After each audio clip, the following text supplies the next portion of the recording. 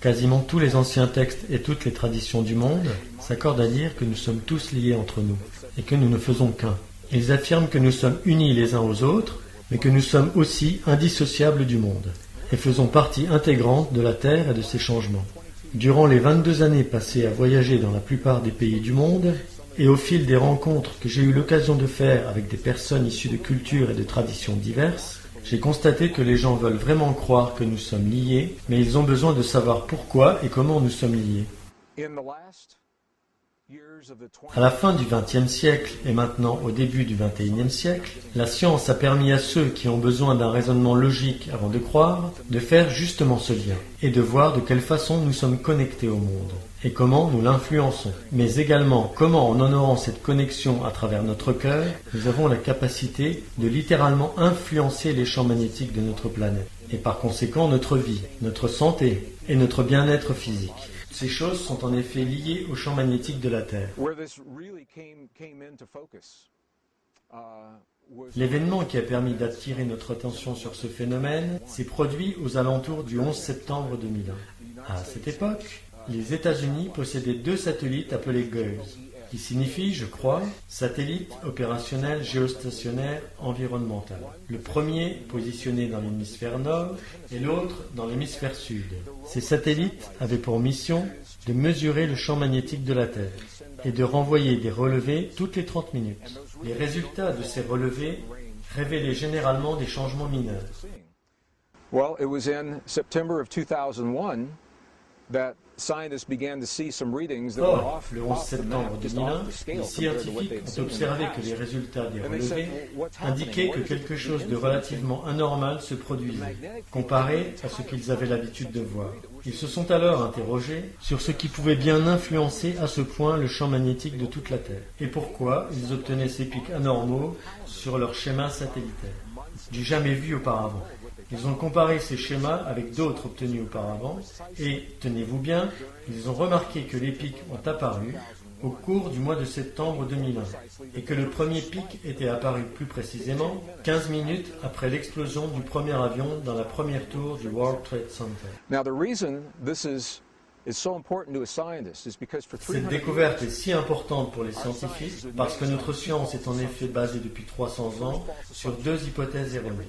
La première de ces hypothèses est que les éléments de l'univers fonctionnent de manière indépendante, sans aucun lien entre eux. Autrement dit, un événement qui se produit dans un endroit donné ne peut pas avoir de répercussions ailleurs, à moins d'une coïncidence. La deuxième hypothèse affirme, elle, que nos expériences intérieures, telles que nos émotions, nos pensées et nos croyances, ne peuvent pas avoir un impact sur le monde extérieur, mais seulement sur notre propre corps. Ces hypothèses, soutenues à tort par les scientifiques pendant 300 ans, expliquent pourquoi ces derniers ont été surpris par les mesures obtenues sur les schémas satellitaires, à un moment justement où les émotions humaines sur la planète étaient focalisées sur la catastrophe. Tout ceci a entraîné une série d'études sérieuses, dont voici la conclusion. Il a été établi que les sentiments des êtres humains, et notamment le champ magnétique généré par le cœur humain, quand il éprouve certaines émotions, s'étendent bien au-delà de notre corps, à tel point qu'ils sont détectables par des satellites qui se trouvent pourtant à des centaines de kilomètres au-dessus de la surface terrestre.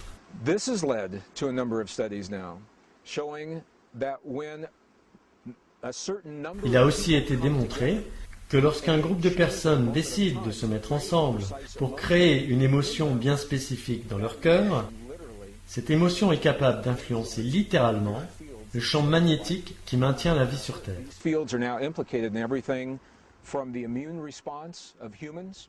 Ce champ magnétique a des effets aussi bien sur la réaction immunitaire des êtres humains que sur la météo, les tendances climatiques, les cycles de guerre et de paix, notre aptitude à résoudre des problèmes ou nos propres capacités cognitives. Et même si de prime abord, ces choses semblent n'avoir aucun lien entre elles, elles sont entièrement liées au champ magnétique terrestre. Ce qui est remarquable, c'est que chaque être humain est relié à ce champ et bénéficie de cette relation sans forcément en avoir conscience. En effet, relativement peu de personnes perçoivent ce lien. And the bottom line is this, is that when we choose to feel feelings that create what is called coherence in our bodies, Ce qui compte, c'est de chercher à ressentir des sentiments qui créent l'harmonie dans nos corps. L'harmonie est le véritable langage de communication entre le cœur et le cerveau.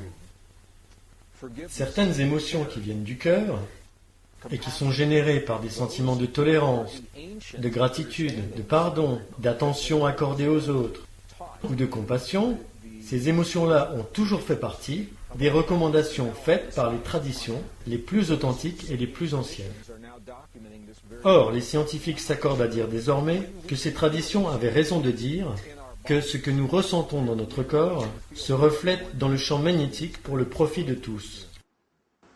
La question qu'on se pose souvent est de savoir si nos émotions peuvent être mesurées. Ce que la science tend à prouver maintenant, c'est que les émotions affectent le champ de notre propre cœur. En effet, le cœur humain est considéré comme le plus puissant générateur électrique, mais aussi magnétique du corps. C'est important, car on nous a toujours dit que le cerveau était le lieu où nos actes prennent naissance. Le cerveau possède un champ électrique et aussi un champ magnétique, mais ces champs sont relativement faibles, comparés à ceux du cœur. Le champ électrique de ce dernier est environ 100 fois plus puissant que celui du cerveau, tandis que son champ magnétique est 5000 fois plus important. 5000 fois, vous vous rendez compte? Et ce qui est important, c'est que le monde physique que nous connaissons est composé de ces deux champs énergétiques, le champ électrique et le champ magnétique, c'est-à-dire les champs électromagnétiques.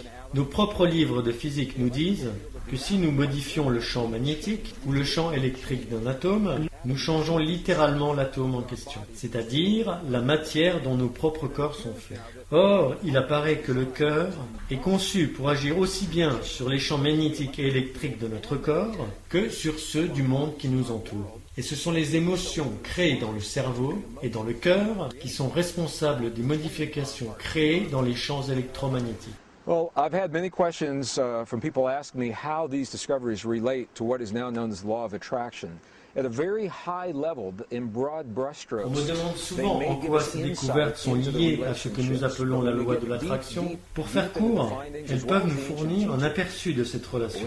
Mais quand on cherche plus loin, aussi bien dans les découvertes que dans les enseignements du passé, nous apprenons qu'il s'agit en réalité moins d'une attraction que d'un reflet.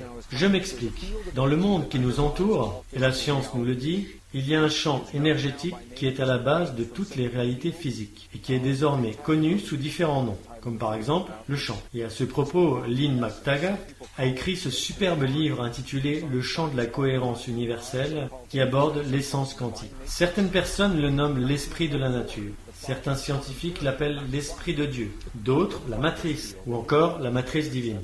En 1944, le fondateur de la théorie des quantas, Max Planck, identifia ce champ qu'il appela la matrice. Et c'est de là que vient ce mot.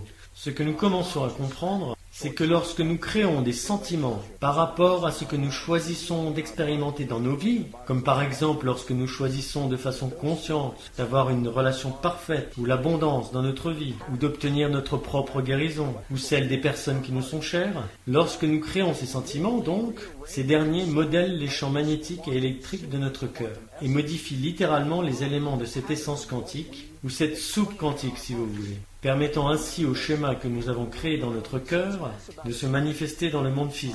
Il s'agit donc moins d'attraction d'un point de vue scientifique que d'une création consciente en nous d'un fondement, que la structure de l'univers vient ensuite modeler pour refléter dans le monde physique les sentiments que nous avions fait nôtres.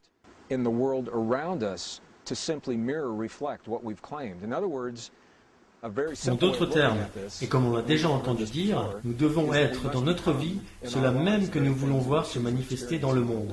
Et la science nous fournit désormais de bonnes raisons de comprendre pourquoi il en est ainsi. Vous me demandez combien d'individus sont nécessaires en vue de créer un certain type d'émotion dans leur cœur au point d'avoir des répercussions sur le monde. On est en train de changer d'avis là-dessus. Dans les années 1970 et 1980, lors des études faites sur les effets Maharishi et sur la méditation transcendantale, il a été largement prouvé qu'il existe une interdépendance entre la conscience humaine et le monde environnant. Ça, c'est un fait. Par contre, ce qui n'a jamais pu être démontré, C'est ce qui se passe précisément dans le corps des individus lorsqu'ils créent tel ou tel effet. C'est à cette époque qu'une formule a été créée. La formule énonçait tout simplement que si l'on arrive à créer un effet avec un certain nombre d'individus, il suffit d'avoir la racine carrée d'1% d'une population donnée pour produire l'effet désiré.